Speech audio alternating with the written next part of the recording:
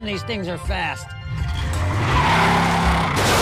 I'm okay! Can you believe Deed bought us all these? Assalamualaikum warahmatullahi wabarakatuh. Semoga kamu dan keluarga selalu diberikan kesehatan, kebahagiaan, serta diberikan rezeki yang berlimpah. Di video kali ini saya akan menceritakan sebuah film inspiratif yang nantinya banyak pelajaran yang bisa kita petik. Tanpa berlama-lama lagi, siapkan kopinya, ambil posisi nyaman, kita langsung saja masuk ke ceritanya.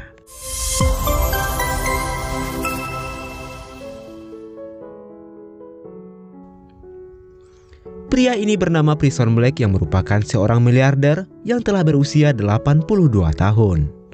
Di hari itu ia mendaki Gunung Everest bersama timnya yang sedang meliput aksi pendakian tersebut. Di tengah perjalanan, seorang kru memberitahu Black mereka harus segera turun karena badai salju yang semakin memburuk. Akan tetapi Black tetap bersikeras untuk melanjutkan pendakiannya, sementara semua orang yang menemaninya pergi meninggalkannya.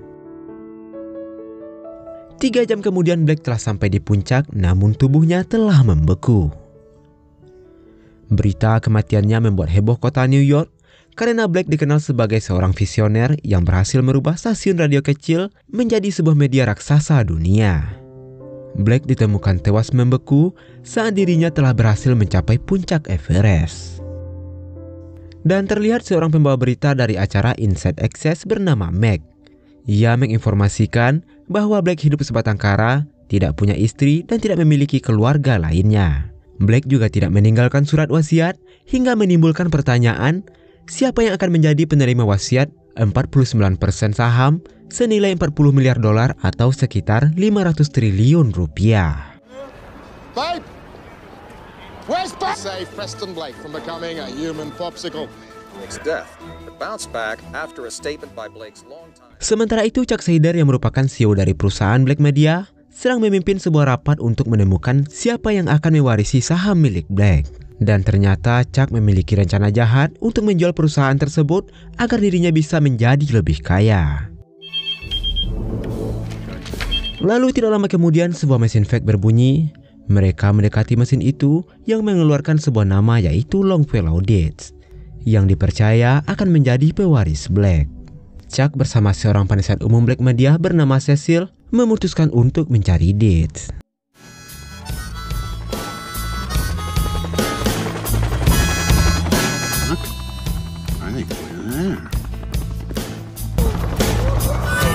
Sesampainya di sebuah kota, mereka bertanya pada seseorang bernama Murph tentang keberadaan Deeds. Murph mengatakan kalau Deeds bekerja di sebuah toko pizza, lalu Chuck dan Cecil pun meminta Murph untuk mengantarkan mereka ke toko pizza tersebut.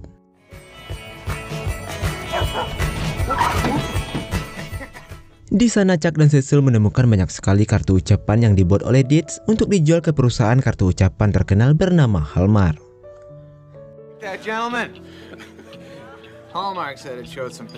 Singkat cerita, akhirnya Chuck dan Cecil pun bertemu dengan Deeds. Mereka menanyakan pada Deeds tentang Preston Black.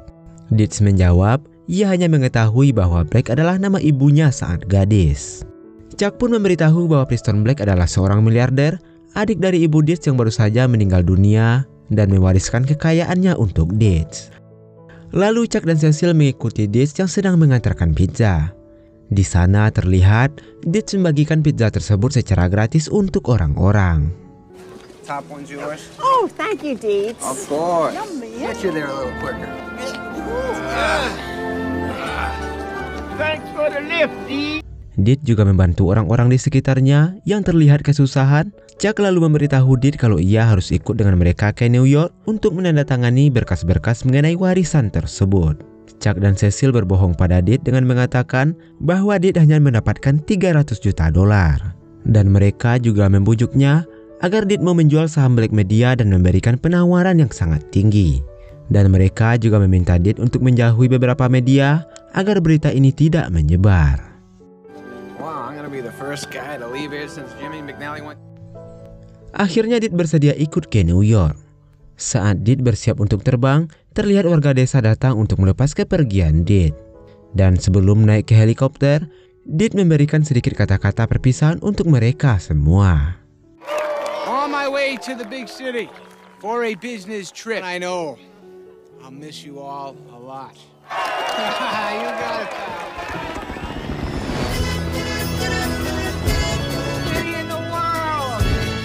Akhirnya sampailah mereka di kota New York.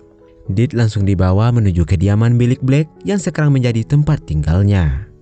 Di sana ia bertemu dengan seorang pelayan bernama Emilio. Did tidak ingin menganggapnya sebagai pelayan dan ia lebih suka menganggap Emilio sebagai sahabatnya. Begitu juga dengan seorang penjaga lift yang bernama Ruben, ia juga dianggap teman oleh Did. Saat sampai di lantai bawah, Emilio kembali menyambutnya. Did kagum dengan kepiawaian Emilio dan Did juga tertarik dengan ruangan bergema dan mencoba berteriak. Wow. Ia juga mengajak Emilio untuk melakukan hal yang sama sampai semua orang yang bekerja di lantai tersebut ikut melakukannya. Yeah, you try it. Me, sir? It's a lot of fun.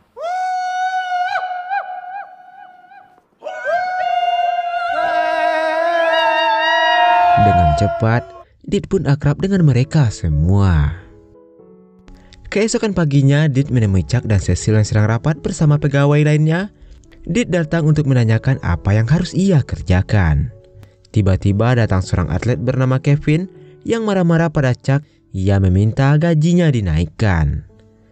Did kesal karena Kevin berkata kasar dan bertingkah semaunya yang membuat Did langsung memukul pria itu. Y'all can just suck my... Kemudian Did menanyakan apa maunya. Lalu Chuck menghampiri dan mengatakan bahwa Kevin adalah seorang pemain terbaik di liga football yang dimiliki oleh pamannya. Kevin tetap memaksa untuk naik gaji, kemudian Did memutuskan untuk memecatnya. Suggest you change your attitude or nobody's gonna want to work with you. Biggest mistake of your lives! Di malam harinya terlihat seorang reporter wanita bernama Beb sedang melakukan penyamaran dan berpura-pura menjadi korban perampokan. Lalu tidak berselang lama Did yang baru keluar dari mobilnya, ia melihat perampokan itu dan langsung menolong wanita tersebut.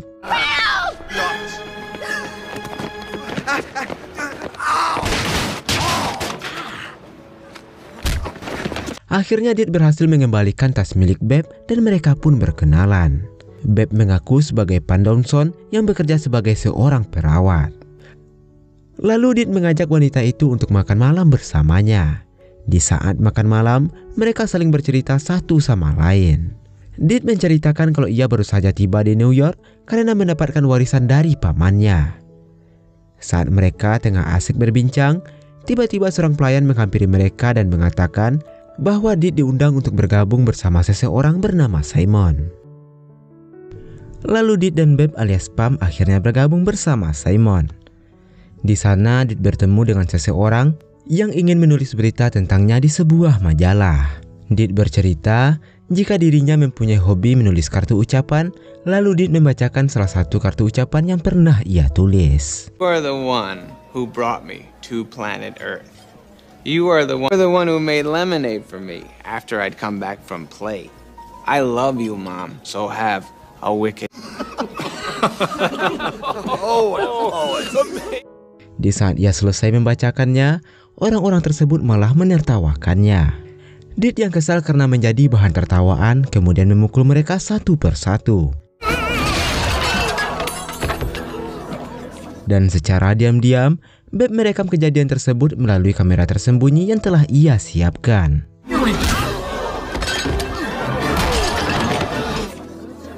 I think I just... pay for everything I damaged. Sorry about that. Good to meet you guys. Saat akan meninggalkan tempat itu, Did bertemu dengan seorang penulis terkenal bernama John, dan John kemudian mengajaknya untuk minum bersama. Keesokan paginya saat baru bangun, Chuck menghampirinya dan menyuruhnya menonton berita di televisi tentang Did yang dibawakan oleh Meg.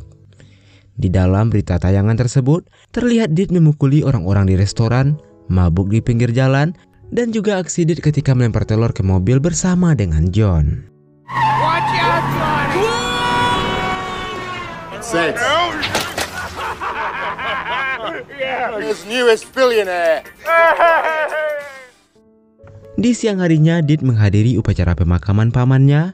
Di sana ia memberikan sebuah pidato penghormatan. Setelah itu ia membuka peti dan terlihatlah mayat sang paman yang telah membeku dan membuat semua orang di gereja kaget karena ulahnya tersebut. When I die, Uncle Preston, you better say cheers. That makes me sad. All the good times we could have had. Sorry about that. I'll keep this sucker. Almost there. I'll keep an eye on the company for you, buddy. Love you. Thanks for the apartment. Singkat cerita, Babe menghubungi Dit dan mengajaknya berkencan.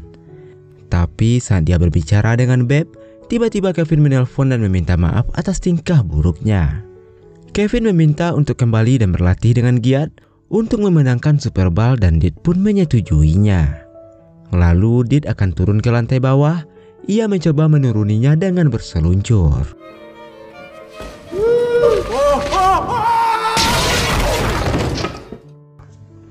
Hal itu membuat Dit memecahkan sebuah meja dan vas bunga, dan tanpa sengaja di sana ia menemukan jurnal pribadi milik pamannya.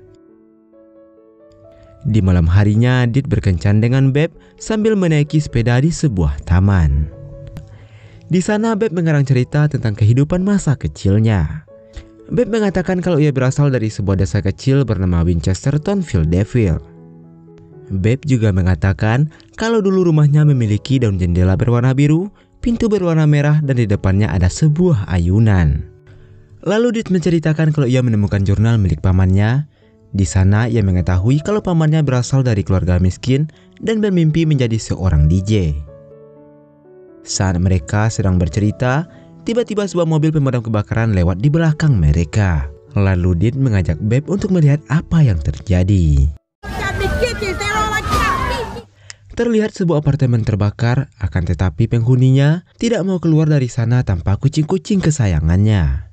Dit lalu memanjat untuk membantu menyelamatkan wanita itu dan juga kucing-kucingnya. Babies, where are you? Man, everything's gonna be all right. Okay, but I'm not leaving without me kitties. Okay.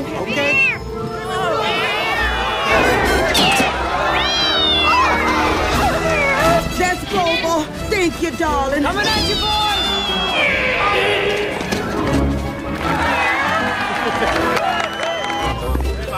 Fire excites me.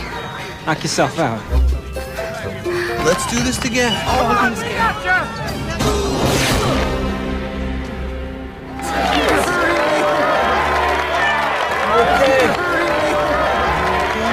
Semua orang bertepuk tangan atas keberhasilan Dit menyelamatkan wanita itu beserta kucing-kucingnya.